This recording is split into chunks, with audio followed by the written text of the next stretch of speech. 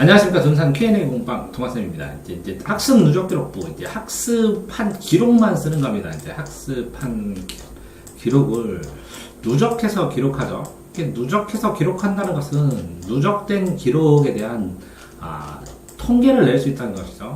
통계를 통해서 이 통계의 변화치, 그러니까 이전 공부했던 것과 다음 공부해야 될 것의 변화치를 이제 향상의 무도로 이렇게 만들기 위한 것이죠. 그 방법을 구축해 나가고.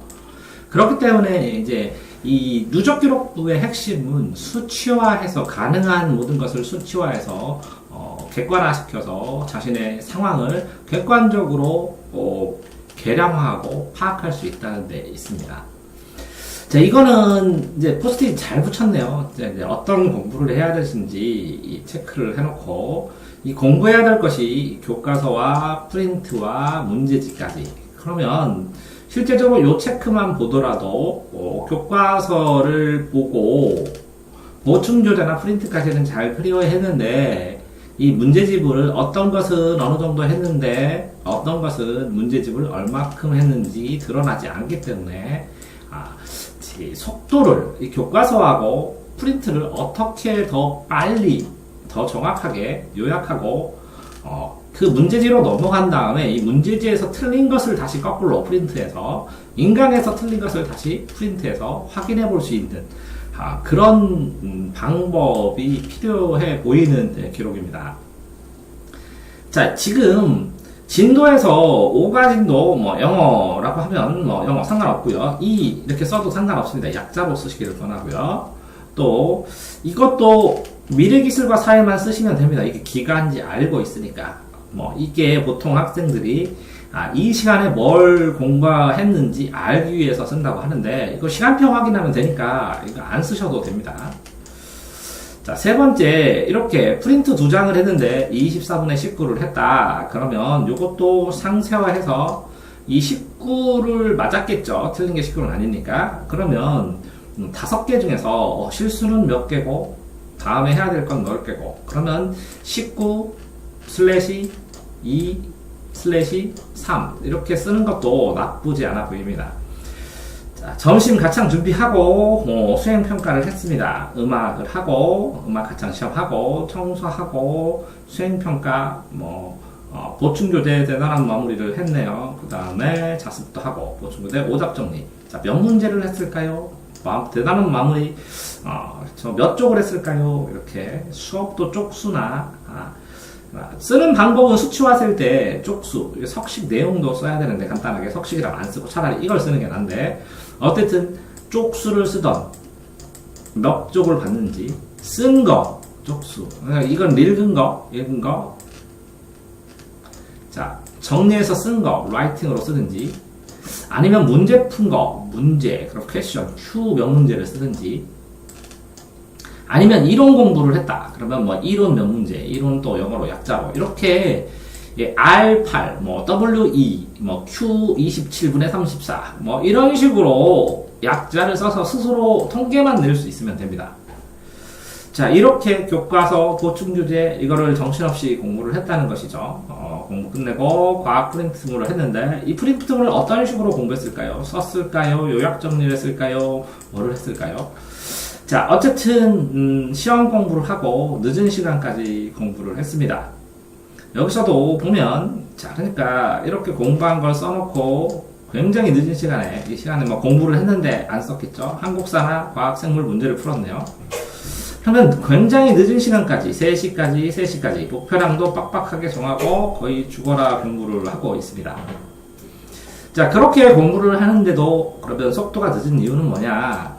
속도를 의식적으로 빠르게 하는 훈련을 하지 않아서 그렇습니다. 그러니까 속도를 의식적으로 더 빠르고 더 집중될 수 있게 하는 방법을 스스로 연습을 해서 점점 그 기술이 붙어야겠죠. 시험 공부를 해가면서 일정 부분 페이지 수, 쪽수로 써도 상관없어 보이죠? 물리 쪽수 이렇게 230이면 3쪽이네요. 3p 이렇게 쓰시네요. 수학교 7 19분의 16인데 이 16이 중요한 것이 아니라 이 나머지 세 문제를 어떻게 처리했는지도 중요하죠. 오답 정리를 했는지 뭐 했는지.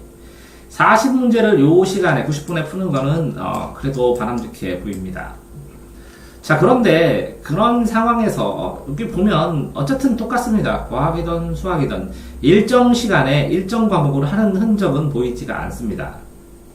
무슨 얘기냐면 그전에도 말씀드린 것처럼 아침에 학교에서 쭈루룩 학교 수업을 받는 데까지는 어쩔 수 없다고 치더라도 이 일정 시간에 수학이나 영어나 국어나 그렇죠? 수학을 쭈루룩 봉고차를 타기 전에는 수학만 한다거나 이렇게 수학만 한다거나 아니면 어떤 상황에서 봉고차를 타고 집에 돌아와서 뭐 1시부터 2시까지는 수학만 한다거나 이렇게 고정된 시간이 몇 개가 있어야 되거든요. 고정된 시간이 있어야 기본적으로 장기 대비인 국어, 영어, 수학을 얼정 부분 할 수가 있는데 이 고정된 시간에 하는 것들이 정해지지가 않았으니까 여기에 쭉 영어를 한다거나 영어 단어를 외우거나 이렇게 틀이 되는 고정된 시간하고 플러스 변형시켜서 공부할 수 있는 시간 이렇게 두 개로 나누어서 해야 되는데 고정된 시간이 너무 없어 보입니다. 따라서 고정되게 자기가 기본 실력을 꾸준히 늘리는 데는 쉽지 않아 보이죠. 자, 통계를 내야 되는데 이 기출문제, 의학정리를 몇 문제 했는지 몇 문제를 했는지를 해야 요 밑에다가 실제적으로 그렇죠? 국어, 영어, 수학을 이렇게 보면 이게 몇 분 공부했는지는 충분히 낼 수 있습니다. 그러니까 이 분수로 내는 거는 의미가 없고요. 이 과목별로 이 요일에는 국영수를 그렇죠? 여기에 국어, 영어, 수학 이렇게 쓰면 국어를 몇 분, 몇 문제, 몇 문제, 몇 분, 몇 문제, 몇 문제, 몇 쪽 이렇게 해서 통계를 내서 나중에 국어는 몇 문제를 풀고 몇 쪽을 쓰고 얼마큼을 하고 총 그래서 분수는 얼마를 했다 라고 평가를 할 수가 있어야겠죠. 일주일 동안은 국영, 수, 사회과학 이렇게 해서 이렇게 평가를 할 수 있는 상황들 자체를 이렇게 만들어줘야 그래야 앞으로 현재 점수에 비해서 앞으로 국어의 변화, 영어의 변화, 수학의 변화를 예측 가능할 수가 있죠.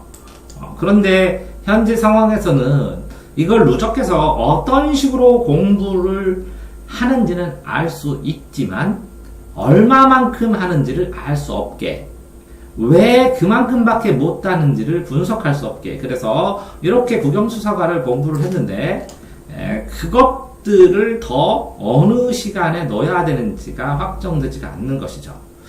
자, 시험 기간이기 때문에 이렇게 뒤집박죽 했을 수도 있는데요. 이제 다음 주 시험 기간이 끝난 이후에 어떤 식으로 공부를 하는지 그리고 이걸 쓰려면 결국은 이거를 통계를 내기 위해서 하는 것이니까 통계를 내는 데는 어떤 기록 방식이 더 도움이 될지를 생각하시면서 쓰시고 이렇게 수치화해서 통계를 낼 수 있게 약자를 쓰면서 써주셔야 그 전체 시간 중에서 현재 점수가 이런 일주일의 행동으로 인해서 어떻게 변화할지 예측하고 수치를 근거로 예측하고 필요한 부분을 개선한 방법을 구체적으로 찾을 수 있을 거라고 생각합니다.